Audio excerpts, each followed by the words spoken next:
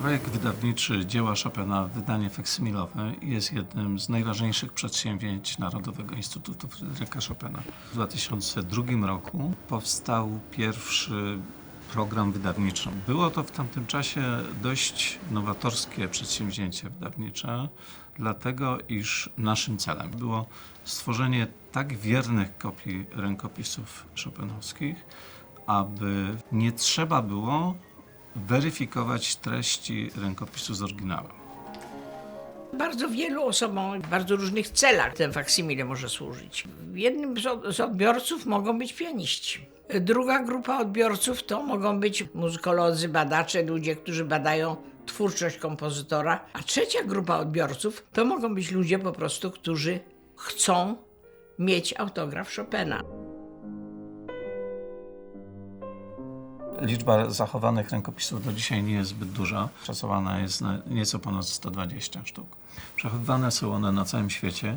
W większości w publicznych archiwach muzealnych albo bibliotecznych. I takie właśnie staramy się wydawać w pierwszej kolejności w ramach wydania faksymilowego.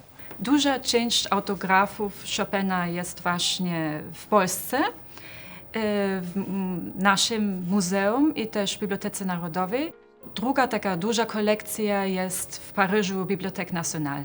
O części rękopisów wiemy, że zaginęły i liczymy na to, że może kiedyś uda się je odnaleźć i one uzupełniłyby naszą kolekcję. Można mieć nadzieję, że kiedyś w przyszłości, jak to się mówi potocznie, wypłyną na aukcji, czyli właściciel albo kolejni właściciele zdecydują się na sprzedaż.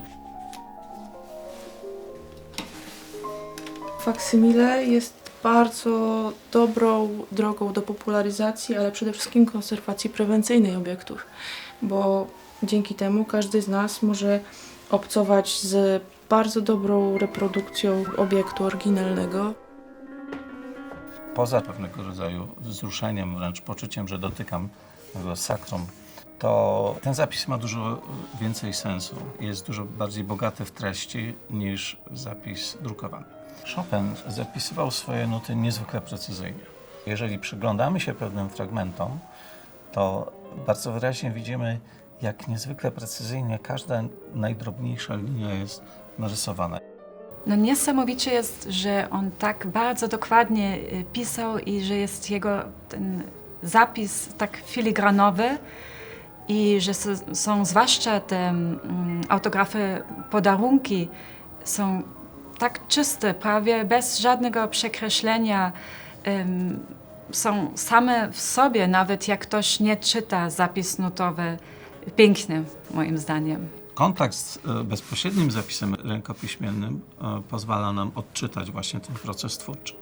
W niektórych przypadkach sam zapis podpowiada jak gdyby, jak to powinno być wykonane. Chopin był znany z tego, że nigdy nie miał tak naprawdę w głowie takiego 100% ukończonego utworu, znaczy wersji utworu, że zawsze jeszcze do kolejnych wydań potrafił próbować coś tam jeszcze poprawiać. Im bardziej tak naprawdę taki roboczy i pokreślony ten rękopis, tym bardziej myślę można więcej wyciągnąć takiej informacji właśnie, które fragmenty były najwięcej razy przerabiane albo gdzie były jeszcze pomysły, żeby pójść w inną stronę. Bardzo dbał o to, żeby to, co mu się nie spodobało, ciężko było zobaczyć, co tam jest i bardzo, bardzo dokładnie wykreślał te rzeczy. Niektóre da się zobaczyć, ale niektóre bardzo był, jeśli chodzi o to, taki skryty i dbał, żeby nikt nie mógł zobaczyć. No mówię, dzisiaj by się to przydało i byłoby to też na wagę złota widzieć te warianty. I na tych kilku przykładach widać, że są niektóre przepisane na czysto, z których praktycznie można grać, ale są takie, gdzie widać te ślady pracy. I to jest właśnie najciekawsze dla mnie jako wykonawcy. Zobaczyć, co Chopin gdzieś, w których miejscach się zawahał, jeszcze skreślił, poprawił, gdzie coś zmienił.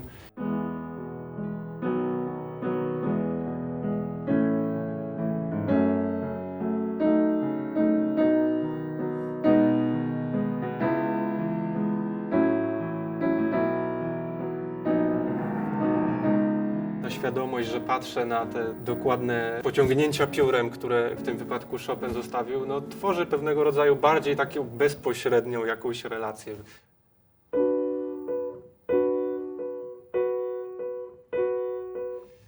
ciekawe, że tutaj on pisze, zaznacza na początek, potem zaczął pisać dalej i w pewnym momencie stwierdził, że nie ma co i wykreślił je wszystkie, ale mam wrażenie, że zakładając, że ten schemat ma pozostać, ale to jest ciekawe na przykład, że napisał, zrobił tą pracę, po czym ją wykreślił, żeby potem dostawić gdzieś w szczególnym miejscu jakieś, zostawił dopiero w szczególnej harmonii ten akcent. To znaczy, że miało to dla niego znaczenie, gdzie chce to zrobić, a gdzie chce, żeby to szło płynnie, więc takie rzeczy, które pozwalają jakby, no, z jakimś tam prawdopodobieństwem oczywiście, ale samemu pobawić się w takiego detektywa trochę.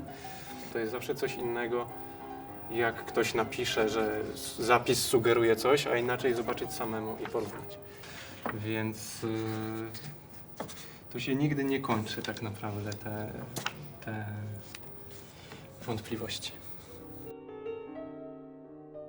Każdy nasz tom zawiera komentarz w 6 językach, to znaczy w języku polskim, niemieckim, francuskim, angielskim, japońskim i hiszpańskim. Ta wielość języków powoduje, że nasza seria jest przeznaczona dla szerokiego kręgu odbiorców. Staramy się w komentarzach przybliżyć i pewne kwestie dotyczące gatunku, danego opusu, czyli gatunku w tym czasie, jak i samej kompozycji. Dużo cennych informacji zawartych i poszerzających wiedzę o naszym kompozytorze.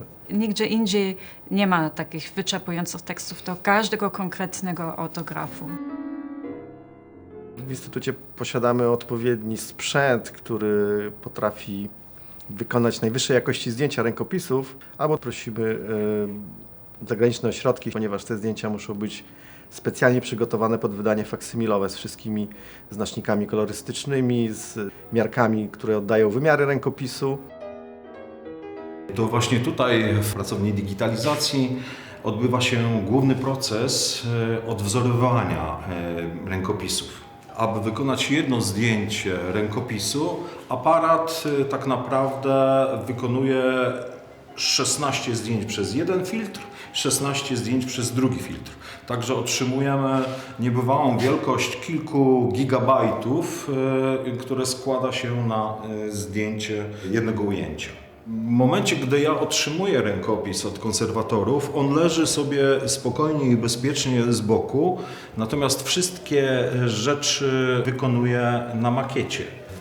W momencie, gdy już wszystko wykona, czyli wszelkiego rodzaju kalibracje, ostrości, przynoszę rękopis i wykonuję mu zdjęcie.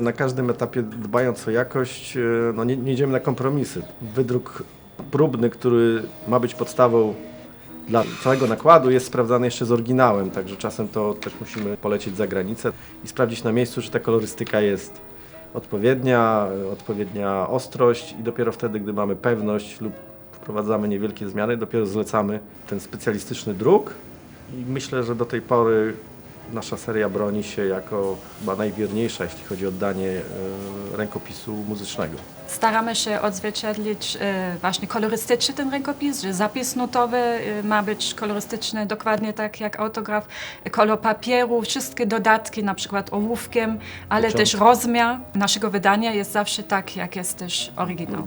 Także czytelnik ma naprawdę wrażenie, jak otworzy nasze wydanie, że ma styczność. To nie jest oryginał, oczywiście to jesteśmy świadomi, ale że jesteśmy bardzo blisko. Wydaliśmy około 1/3 całego zasobu. Ukazało się już w tej chwili 42 tomy. Nasz projekt jest wyjątkowy, ponieważ to jest pierwsza próba przygotowania wszystkich rękopisów Chopina, które są dostępne i dzięki temu możemy zabezpieczyć w jakiś sposób to dziedzictwo. Celem Instytutu jest wydanie wszystkich dostępnych rękopisów, przynajmniej tych kompletnych lub prawie kompletnych. W momencie, kiedy ten cel osiągniemy, to zastanowimy się, w jaki sposób udostępnić również nieliczne szkice, które pozostały po naszym najwybitniejszym kompozytorze.